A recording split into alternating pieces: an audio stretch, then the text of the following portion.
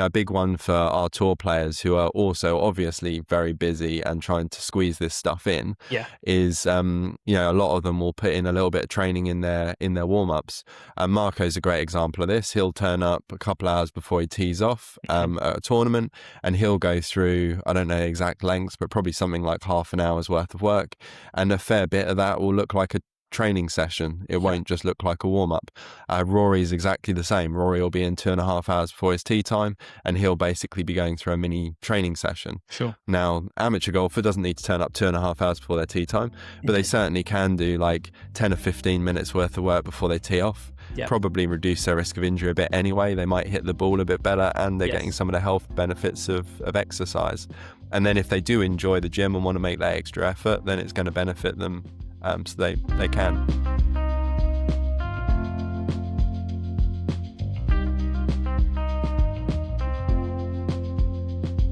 So welcome to another episode of The Halfway Hut. Bit of a theme really, with me and Chris doing some episodes on our own, but we're finding it's working out quite well for us, and our diaries suit it quite nicely as well. So I am on my own this week, and I'm joined by Dr Dan Coughlin, who is, well, we'll come to that in a moment, because he's really heavily involved in a lot of tours, a lot of leading golf, amateur game, but at a high level, but also works with various different people. We're going to come to that. Dan, welcome. Yeah, thanks very much, Mark. Nice to be here. Yeah, we've been talking sort of, I suppose you could say, online, haven't we, for a while, about perhaps getting this episode together, and I'm very much looking forward to it. We have had a couple of people on, Jamie Greaves, who does a lot of work with people from a fitness perspective, golf specific area, but I've very much been looking forward to talking to you about some of the work that you do and how it can implement and help some of our listeners with their game as well. So I guess I could throw it over to you just to give us a brief CV of who you are and what sort of got you to where you are now. Yeah, so I do a bunch of different things, so I'll try and just give that a kind of a quick overview. So I lead on the physical preparation service with the DP World Tour, so that's kind of like their strength and conditioning, warm-up, like general physical performance work. And then that also covers, obviously the other tours, so like Hotel Planner Tour, for example, where we have a coach, Will Wayland, out there working regularly with the players. And then I also work with England Golf, so I lead their science and medicine support. So again, mainly kind of the physical preparation side and the kind of medical physiotherapy type support across the pathway. I mainly work with all the national players, but we've got a whole team that sort of sits behind that, working with our regional pathway players as well. I also have the contract through my company with the LET, so we've got like a Ladies European Tour Performance Institute that's been running for a few years, and a coach called Fiona Scott delivers a lot of the sort of on the ground strength and conditioning to that tour for us. And then I work with the RNA, doing a bit of advisory work, and that's on a range of things from the Open, Women's Open through to the amateur events. And then I do some research as well, and a few other bits, but they're main highlights.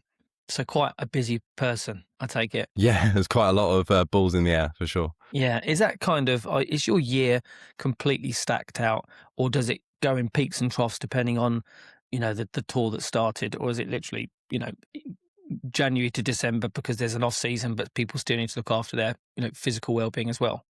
Yeah, I've got windows where it ebbs and flows. So generally speaking, the DP World Tour work, although there is obviously exception, is mainly running through sort of May till November. Right. And then I sort of help out the January Middle East events, and then usually something in between times. So I was just in Kenya, for example, but we tend not to go to like Singapore, South Africa, those kinds of places, the real further afield stuff, Australia. So when those are on, I tend to have a bit more of a break. And it's not just me. I've got a guy called Simon Brearley working with us as well, who's one of the strength and conditioning coaches on tour. So I'm not at every event. It's between the three of us, Will, Simon and me. The England golf works mainly over the winter. So, you kind of get a bit more in summer with the tour, a bit more in winter with England golf. And then actually about now is quiet. So I've kind of come back from Kenya. I've come back from warm weather training with England. And other than a few weekends away with England in the UK, I'm not away till Turkey with the tour. So this is sort of my off season when they're all in Asia, South Africa, places like that. Right. Yeah. Interesting. We we were looking at some of the Turkish Open stuff. It's a shame that they're not back at the course they were last year because they've got that pretty funky tee box on the roof, haven't they? Yeah, that was cool. Yeah, we went for a little walk around and took the customary photos. Yeah. Of course. Do you play much yourself? Are you a golfer? Oh no, I'm absolutely useless. Yeah, I've never been a golfer.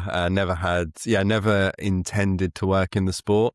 It wasn't something that I didn't want to work in. It just wasn't in the radar. I was working in loads of different sports and golf. Well, an England Golf regional contract came up like quite a few years ago that I got, and then it basically just kind of spiraled from there. Physical preparation wasn't really that mature at the time, so we came into the England pathway with the national team shortly after, sort of overhauled the whole system because it wasn't as aligned as it could be.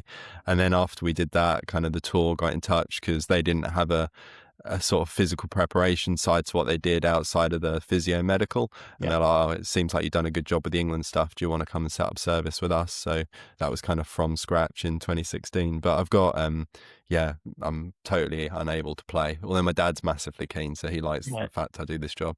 Yeah. I'm sure he does. So I guess I'm thinking about our audience. We have a wide range of people that listen to this podcast and that tune into the bits and pieces that we put out on social media, ranging from, well, club golfers, society golfers, corporate golfers, right up through to, you know, amateurs looking to aspire to being a tour pro, right up to tour professionals that we've interviewed before and spent some time with. I suppose one of the interesting questions that I've had is golf specific fitness is nothing new. I suppose Tiger shed a light on it, I guess 20 years ago now. Then you move forward through the years. Bryson comes out looking like Captain America out of nowhere.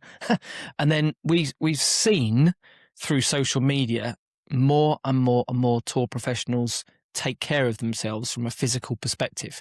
Marco Penge, and he puts out these short reels and bits and pieces of him going mad in the gym, doing all sorts of work. Yeah, he's very consistent. He's He's in very all the consistent. time, and he comes in for his warm-ups and his training, and he's a regular. Yeah. Yep.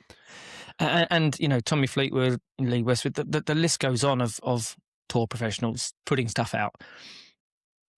Is it, my question, I thought about this morning just before you came on, is it for us amateurs a shiny new toy when it comes to, oh, I've got to have that club, aka I've got to do those moves, or is it because they are playing golf to such a high level and the game has evolved from a distance perspective from tee to green, etc., do we need to do those kind of things? Yeah. Well, I suppose first off, I'll just caveat it by saying I don't work with any amateurs that aren't like elite amateurs. So it's Yep. somewhat hard to speak from Sure. experience as to how it would impact people's enjoyment of the game. But I can certainly make some guesses at it. I think, first off, if you want to get better at golf, you need to play enough golf, right? And Of course. a lot of the people that I work with are maximizing the amount of time that they can spend getting better at golf. Yeah. And so it becomes increasingly important that they explore other avenues to develop their game. Yep. And I also think that they have quite unique exposure to lifestyle and golf factors that mean that they need to protect themselves against injury.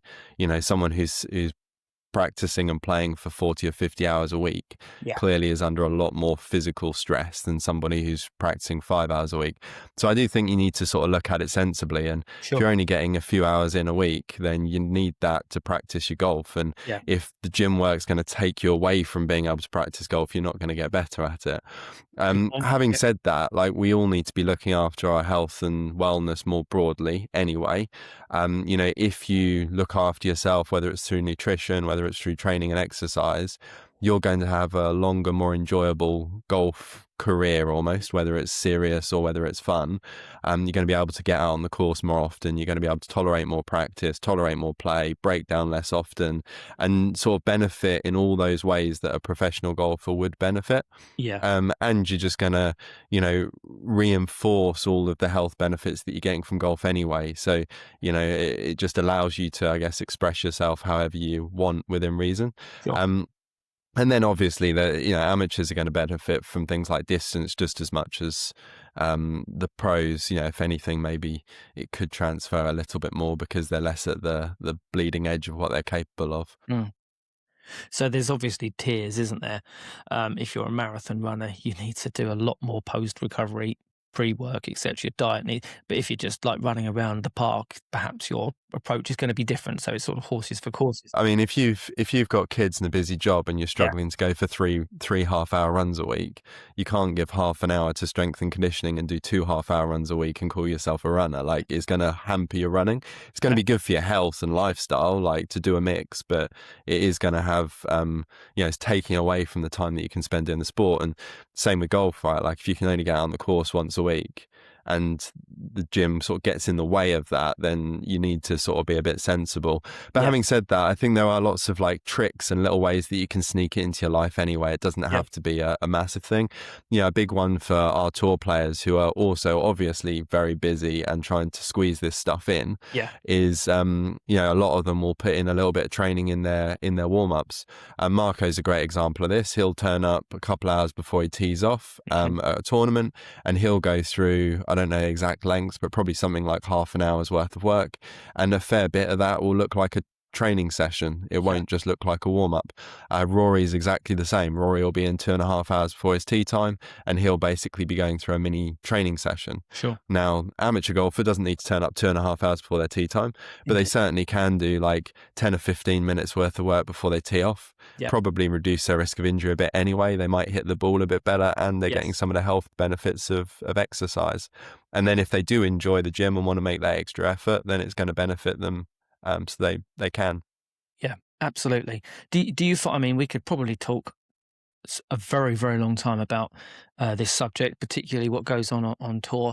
Um, uh, is there one main area why they're doing this, or is it say two or three? Things like um, injury prevention, gaining distance, etc. What's the motivate? Not the motivation. That's not the right word. It's good to be healthy generally, but what's the key drivers for the work that you're seeing the tour players put in before and after their rounds of golf? Yes, we talk about it in the context of a model we've put together, which is our probability of performance impact pyramid. Right. And that's basically a way of saying, like, what's the most likely benefit for the golfer? Sure. Now, the most likely benefit doesn't mean it's their reason to get benefit. Everyone's going to have different reasons, but broadly speaking, I think this is what physical prep does for you. And at the bottom of the pyramid, the thing that's most likely to happen is availability and durability. So you're available because you're not sick or injured or basically out of the game. Yep. You're durable, as in you can tolerate more practice, you can tolerate more travel, more competitions in a row, all that kind of stuff. So availability, durability is probably the main pillar. Yep. On from that, we have readiness. So because you're in a good physical state, you're ready to go out and perform. Okay. And that might be sort of short, direct impacts on readiness, like warming up and feeling ready to go. Or it might be broader health readiness, like I just feel good and I'm ready to go. Then you've got after that, things like your club head speed, distance type stuff. Yep. So there's a good amount of research to show that, obviously training is going to help you hit the ball further, which is Sure. then going to impact score and winnings and all that kind of stuff. Yep. After that, we kind of call it like swing optionality, basically. So it might help unlock things in your body that allow you to reach kind of technical goals that you're setting out to achieve alongside your coaches. Obviously, the probability impact is a little bit less there because there's going to be so many factors at play. But there are certainly cases where making some small changes in your physical state can help you realize your potential technically, and then ultimately that's going to lead to kind of quality of strike and ultimate performance improvements as well. So that's kind of how we look at it. Interesting. Yeah. I mean, there's specifics to who you work with. I think you just when you said there's a caveat, and that's actually very true. And I think our listeners are very interested to what goes on, to hear what goes on behind the scenes at tour events and tour players, etc. So I think we'll certainly focus on that. Maybe towards the back end, there might be a couple of things that we can discuss that club players can do just to get themselves ready, etc. But I perhaps I could ask, talk us through a typical day. I guess from on a tournament week, and I would imagine a tournament, whether it's a marquee event or just perhaps a regular one, shall we say, with a lower purse. Players are still going to approach it in exactly the same manner. You don't have to name a particular player in particular, but what would a week look like for your team and for the players that choose to come in and visit the suite? Yeah, it's very varied. I Okay. suppose to start with, if I kind of do it around the training side to start with, Yeah. we can also Please talk do. about medical if you're Cool. interested. But Yeah.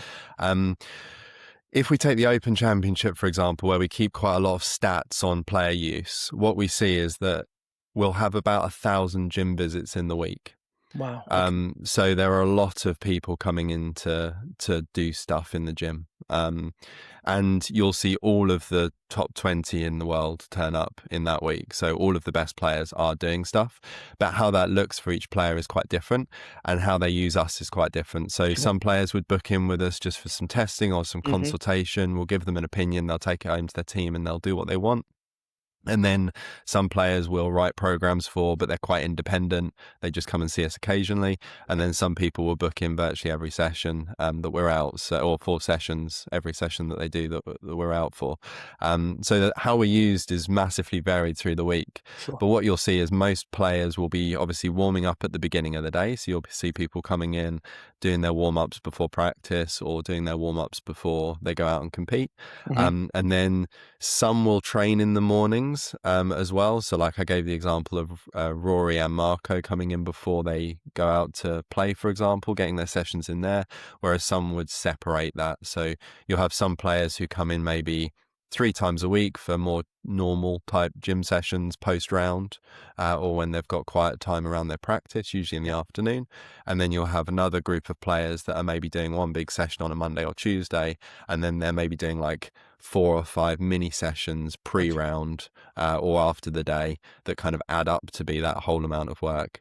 But to the other aspects of the service, we have a growing use of and offering around like recovery.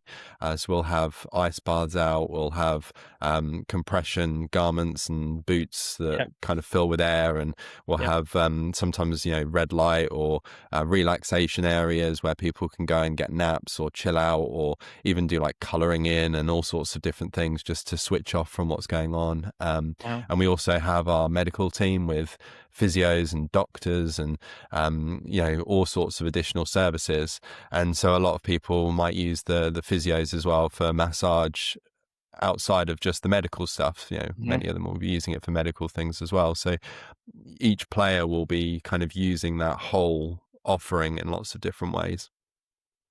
That's really interesting. Is that a base, or is it a sort of a tour truck thing that moves from place to place? Yeah, so it varies depending on where we are. But if we're in Europe, which is where we've got our kind of core facilities, because it's easier to move stuff around, obviously, we'll have 2 big trucks that expand out. One's the physio medical type trucks. You'll have at any event 4 physios working in there. And that'll have, couches for therapy and assessment, but then also it's got like an office area or a bit of a mini gym, and also lots of medications that the doctors might need to hand out, or scanning devices and that kind of thing. It's pretty sophisticated stuff inside.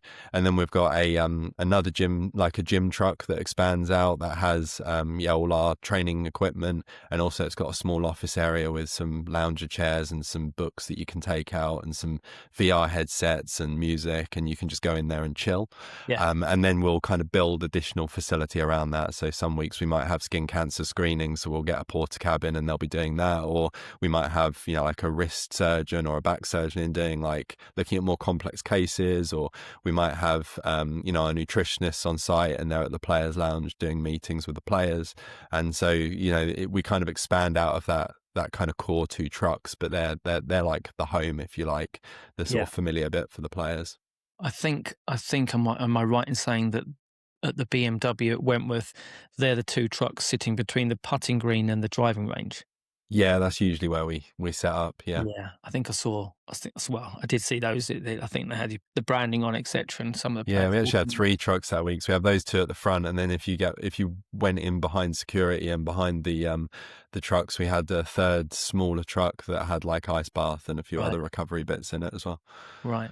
And I suppose you're constantly looking at the metrics from season to season, from player to player, to see, just like someone who's gaining more strength, you can chart that. Is there ways to actually see the benefits? A lot of technology behind the scenes, statistics, maybe even AI. Are you dabbling in that at all? Yeah, we use a lot of different methods, and it depends on how we work with the player. So some players might just come in for a consult. They want us to test them a few times a year and just give them like a bit of a report, and then their team are working on stuff, or they're asking for opinion. Some players we're working with more closely and essentially doing everything for. So obviously the scale of tracking and data would be different for different people. And also, I know it depends a little bit with my answers, but also it depends a little bit on the player. Like some players are very data driven and some just want to turn up and do the work, and you just look at some basics behind the scenes. Yeah. So that matters a lot as well. But yeah, certainly we'll be tracking basic things like club speed and distance if that's of interest to the player. Again, depends on their goals really. If it's more of an injury prevention thing and they already hit it really far, then what you track will be different. Like Marco hits it miles. He's not chasing distance in the gym. Like what he tracks in the gym would be different. Sure. And then we'll also typically look at some strength and power type measures to sort of see what someone's general physical capacity is. And we've got like quite a substantial data set of like standards now. So if we test a player, we can just tell them where they sit versus the tour, a bit like you would with driving distance or any other kind of stats really. Yeah. And we also then sort of build out quite personalized testing. So if someone comes in and they've got, a bit of a history of hip pain, or they're struggling with their shoulder, as they go into the top of the backswing, or I don't know, whatever, like all those different people might have slightly different tests. Someone with a history of neck pain, or someone who's currently going through back rehab, or you'll obviously tailor it all depending on the needs. Yeah. Yeah, you'd have to. Absolutely. I know you say you've been with England Golf this week, and you outlined all the other different subsets, different groups of type of player that you're working with and type of tour. How are you seeing a bigger shift? Are the numbers growing? You said, for example, the Open week, 1,000 players. That's mad. Or 1,000 bookings. Is the trend line going up and up and up at the moment with people viewing this as an extremely important aspect of their approach to the game? Yeah, I'd say so. Like when we first started the service, interestingly, when we collected our testing data, the Challenge Tour at the time, Hotel Planner Tour players tested better than the DP World Tour players. Okay. And the England golfers that I worked with tested better than the Challenge Tour players at the time, Hotel Tour and it was because this kind of new breed of golfer was coming through, I think. Yeah. And now we're seeing that's maybe normalized a little bit more, certainly in the men's side of the game, where a lot of those younger players are breaking through to the main tour now, and that means that we're seeing a better athlete on the main tour, and also still people training pretty hard in those kind of like other ranks as well. Yeah. But for sure, like lots of people are into this stuff, and even people you wouldn't know, like you always get those headline figures. Usually it's the person who hits it really far, like a Rory. Yeah. Everyone looks at them and they're like, oh, you hit it far, so obviously you're an athlete. But there's a lot of people who don't hit it so far, who are therefore working really hard, but you wouldn't know are working really hard. Or there are people who maybe have body types that look like they don't train, but actually they're really, really strong and athletic. Right. Because body composition isn't that important for golf. It doesn't mean you have to look like like an Instagram model to be an athlete. And so I think there's a bit of misconception there as well, where actually there's a huge number of players training that the general public wouldn't think about. And certainly from like an England pathway point of view, like there's no persuading players they need to train now. Like some people might buy in more than others, but I remember when I started with England national squads in like 2013, you're having to like convince them that they need to do some gym work. Now they're rocking up. Most of the time they've got a good training history through the regions because they've engaged straight away. There's no like sales pitch. They're just cracking on with it. And a lot of the players are just coming out in really good physical shape. and definitely with the women and girls as well. Like our women and girls at England test better than the LET players that we've got data on average. And Okay. again, it's just because there's this kind of wave of Yes. athlete that's still sort of pushing through. And so yeah, it's only going one way at the moment, and players are just getting more athletic, hitting it further. They're more robust. They can deal with more. They manage themselves better on the course. They eat Right. better. They Yeah. drink better. They recover better. You know, they change time zones better. Like they just think about the whole thing on average. Yeah, I think you're right. I mean, I've got a local gym to me um, that we go to, and the type of people that are in there, I would say the majority are under 22, 23. Male and female actually, which is great. You know, typically, don't want to get into this too much, but you might see one or two girls in the gym, maybe a bit conscious. Now it's a real even spread. So what you were talking about with the ladies game, you know, LET and the England golf amateur setup, it's nice to see um, everybody getting involved with the gym, and it's also very interesting to see the demographic in terms of age group. So I suppose, look at that as you just mentioned. Some of these young players that want to turn professional clearly have already got their heads screwed on when it comes to looking after themselves, both nutritionally and from a physical perspective as well. Um, yeah, it's a very interesting thing because I suppose you go back. Well, let me ask you: how long do you think that this has played such an important part in the modern golfer? You know, going back to say Arnold, Jack Nicklaus's day, all that kind of thing. They just would rock up for 3 or 4 days, wouldn't they, and have a smoke and a drink probably afterwards, and then they'd repeat that process each week. I know distance wasn't what it is now, um, but how long has this been such an important, integral part of the professional game? Yeah, I suppose it's always been an important part. It's just people didn't know about it, so they Yeah, didn't do it. Like it was always there to be used, wasn't it? And some of the earlier players who got into that kind of thing hopefully benefited from it. But I think when I came into the tour, well, when I came into England in 2013, I definitely felt there was still quite a lot of people that I had to persuade. okay, And then when I went into the tour and we started in 2015-16, we were in a point where people were starting to do more, but we didn't have gym facilities at events regularly. yeah, Sometimes if there was a gym on site, it was turned into a media center. Like at an organizational level, it wasn't yet kind of valued. And at a player level, there wasn't really a kind of uproar to get this stuff going. uh-huh. And so even though it feels like it's been around a while, I think the point, it's only really been like very consistent and professionalized over probably the last 5 or 10 years, I'd say. At least on this side of the pond. I can't speak for America because I Okay. wasn't sort of looking at what they were up to at the time. But yeah, it's definitely, I'd say, a recent thing in terms of the scale. And I think the scale is yeah, really what I kind of feel at the moment.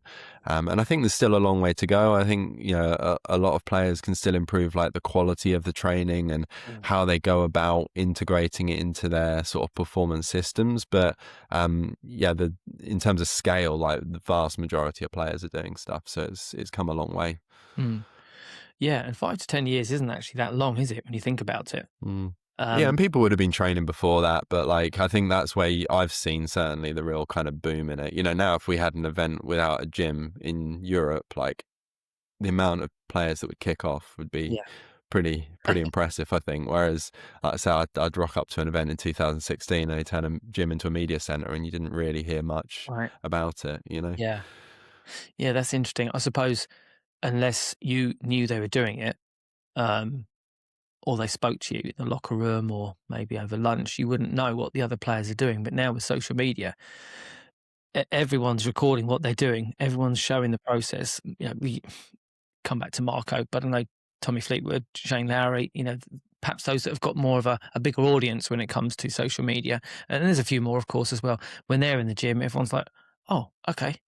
And I suppose it spread, the word spreads, and other players are influenced because everyone's looking for that extra. You just touched on it. Everyone's looking for that extra a little edge, aren't they? Whether it's to take a 1 or 2 shots off per round, and with the way the game's going and how far everyone else is hitting the ball, you almost have to hit it so much further in order to compete now and earn a living.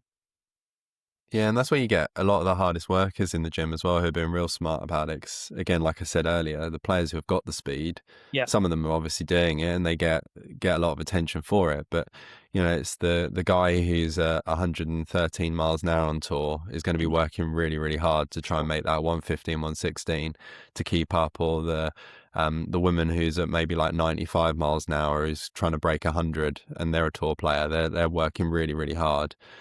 So there's a huge sort of swell of players in that kind of lower speed category Yeah. that are working hard, and then also people who have had injury history, or players who are a bit older who need to look after themselves a bit more. They're obviously all working pretty hard as well.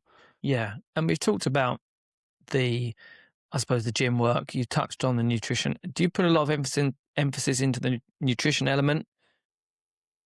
Yeah, nutrition's I'd say nutrition's like it is massive. Like we have nutritionists with England Golf, we have nutritionists on tour.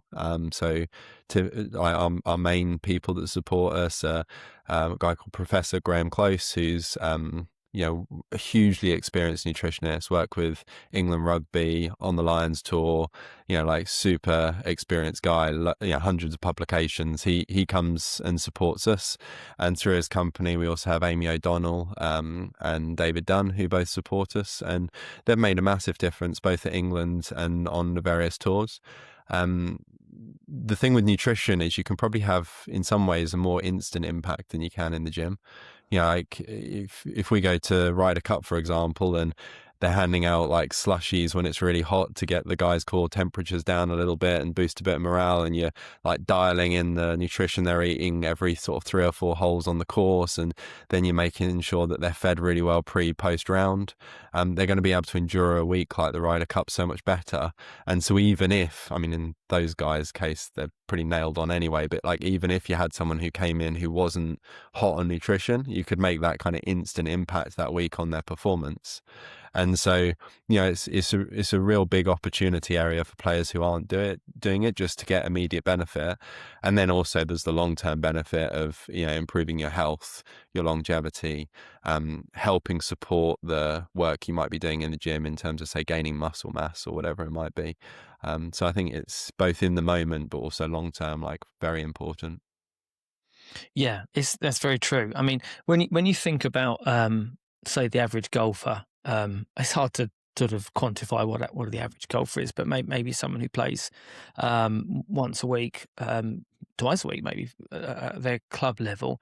Can we pick your brains on a few little things that you think, time permitted, would be good to help them get themselves ready and to help them endure sometimes the round? I can speak for myself, for example. I can get to sort of 14, 15 hole and my sort of lower back is starting to really go.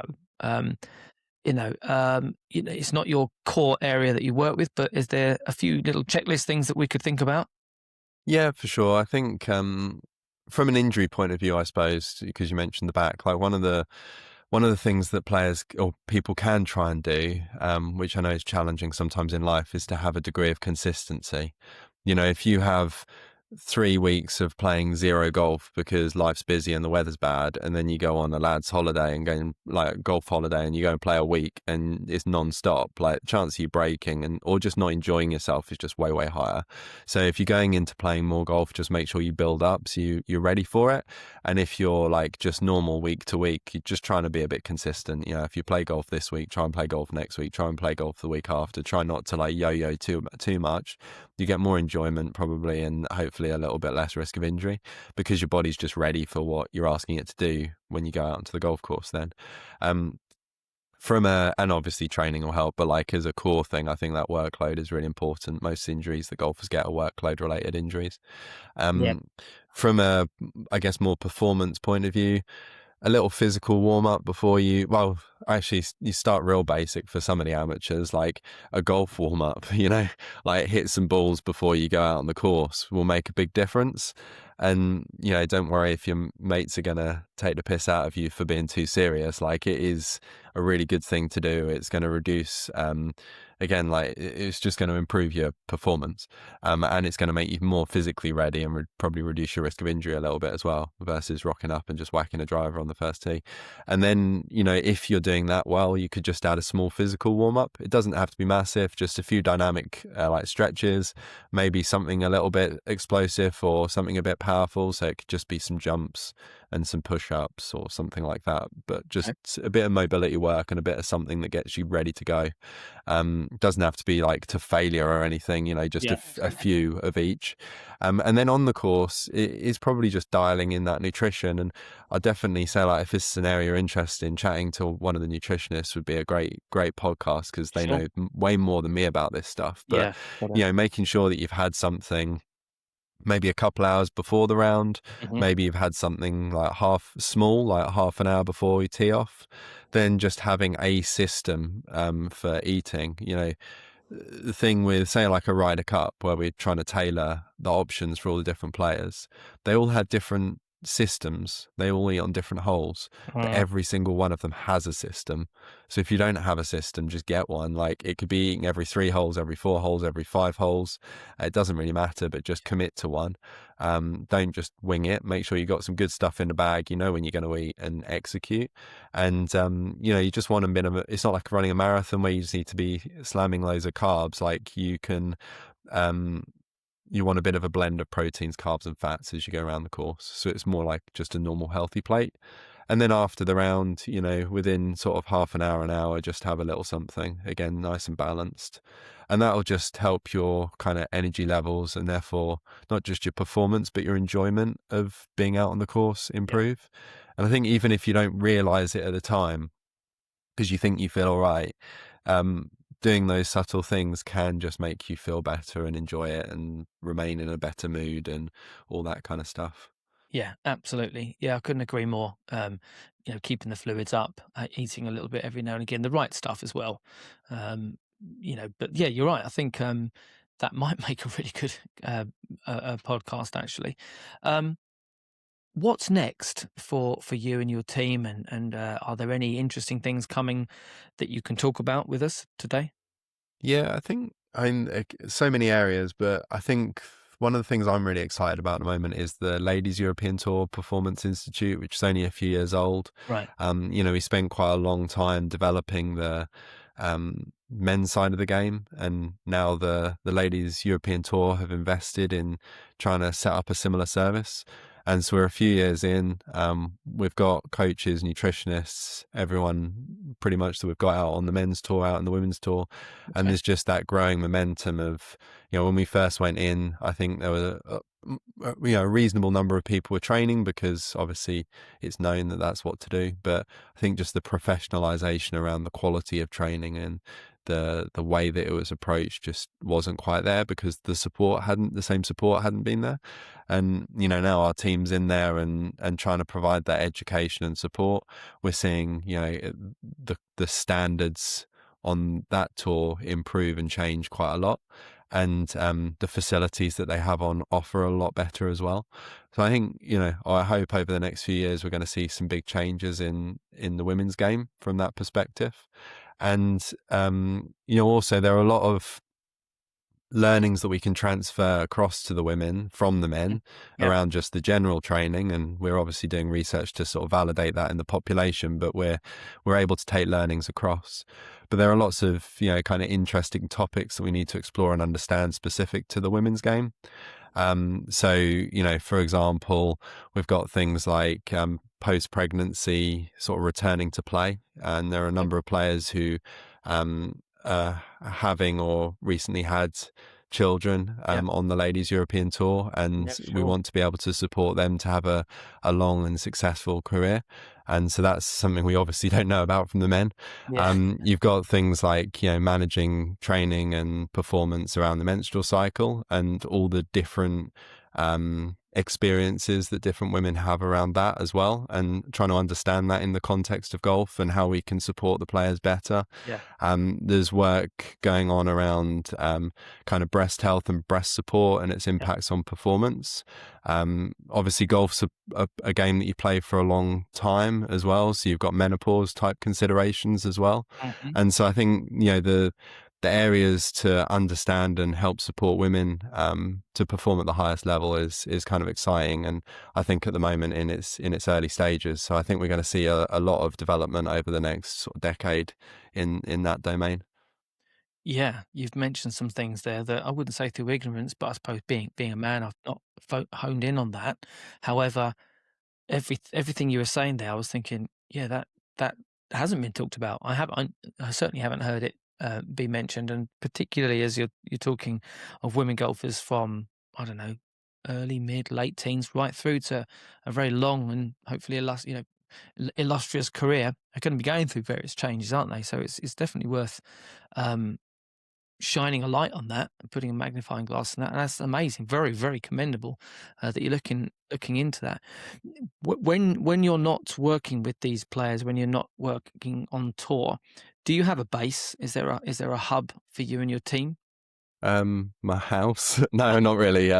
So we're pretty nomadic. Sure. So we're all over the place, all the time.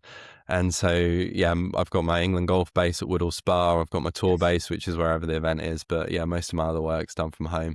I do when I consult with players privately. I usually just find somewhere that works mutually. Or often it's a little bit more towards them because they travel a lot as well. So. Yeah, and a lot of these players have got their own PT, let's call them, for various different things. Do they know what they're doing when they come to tour? I kind of jump back to tour life now a little bit, but do they come in with a fixed program that they've been working through, that there's bespoke for them, and they just say, "I'm okay, thanks. I just need the equipment"? Or do you have X amount of players that come in and say, "I've seen other players doing it. I'm on tour. I've got that badge tick. Can you help? Can you hook me up? Can you help me out?" Is there a sort of a scale, a sliding scale of different Yeah, types of play? there's literally everything. You Right. have people who have never set foot in a gym before who are seeing everyone do it around them because it immediately feels different to the amateur game because, you just see, in the amateur game, people might go to gym, but you don't see it. And then when you turn up in typically the warm-up habits aren't so good even at the elite amateur level. So a lot of players are just less aware, I think, or could get away with being less aware or seeing it less. So you still have players who come in on tour and obviously from different nations with different backgrounds from that perspective as well, come in and they're like, I just haven't done anything. Can you get me started? And we'll help them through that.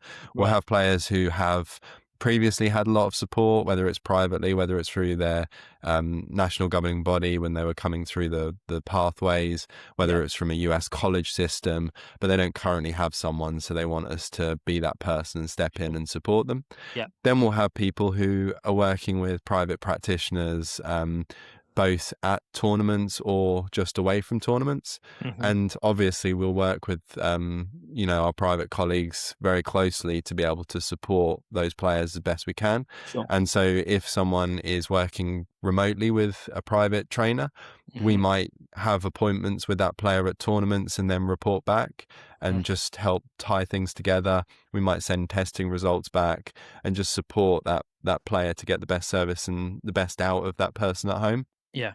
Or in some cases, or many cases, we'll have players who travel with their own trainers, and we'll work very closely with those trainers to make sure that the players have what they need, Sure. and also to sometimes just to provide insights. They might work with 5 players, and we've worked with hundreds of players, so Yeah. they might want to know, like, how does my player stack up against the others that you're seeing? Where are Right. their strengths and weaknesses? Or Okay. we might help them a little bit with testing, or if they're at a PGA Tour event this week and they've got a DP World Tour player playing, they might ask us because just sort of fill in for them as well.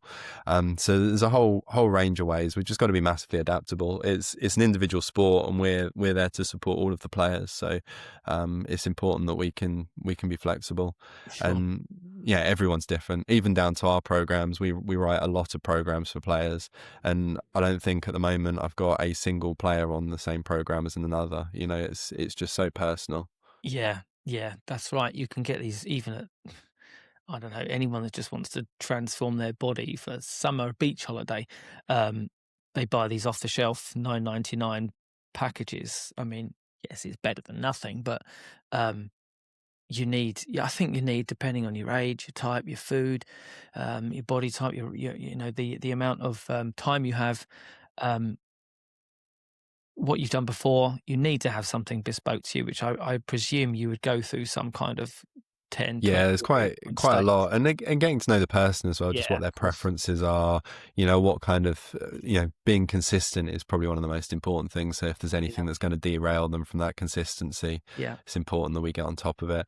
But having said all that, we're talking about the best players in the world here, and of I course. think if you're just an average golfer who goes out and enjoys it and is limited for time, you shouldn't let the kind of complexity of everything we're saying stop you from going Absolutely. to gym. Because even if you do just go in and you do some leg strength work, some upper body strength work, maybe a few jumps, a few med ball throws or something. Hmm. Doesn't even have to be that specific, but even Yeah. if it's, at that level, it's going to be way more beneficial than not doing anything. It's just Yeah. when you get someone walk through the door who, swings at 125 miles an hour, has been training for 5 years, has a very specific swing, is competing for millions of pounds, then obviously you're going to have to be a bit smarter about what you do. Mm. Yeah. No, it makes complete sense. Well, it's been a really nice chat. I've enjoyed listening, and I'm sure there's probably a lot more that could be said and probably seen going on behind the scenes. One thing you said to me, was it 1,000 bookings or 1,000? 1,000 Yeah. people come through the main gym at the Open, and obviously some people might be doing some training at home or not at home, but like a hotel or something, or they might be Yeah. coming into the truck as well, because that's Yeah. just the core gym, not the gym truck, which is also at the Open. So Do you have it's a booking busy. system then? Like, or do you? Yeah, we have a booking system for appointments with our team. Right. So if the players wanted to go through a training session or testing session, they'd book with us. But they can drop in. It's just we Mm, might be busy. sure. But in terms of use of the gym, we just make sure we've got the capacity to deal with it. Right. Fascinating. Yeah, it's really been good. Well, look, thanks, Dan, for taking the time to join us. It would be really interesting to see how things progress in those areas that you've discussed, and maybe we could have another chat in the future just to see the progression of those areas, and perhaps even maybe get one of the team from a nutritional point of view to dive or take a deep dive into that particular element. But again, thanks for joining us today. Really appreciate it. Yeah, thanks, Mark. Appreciate it.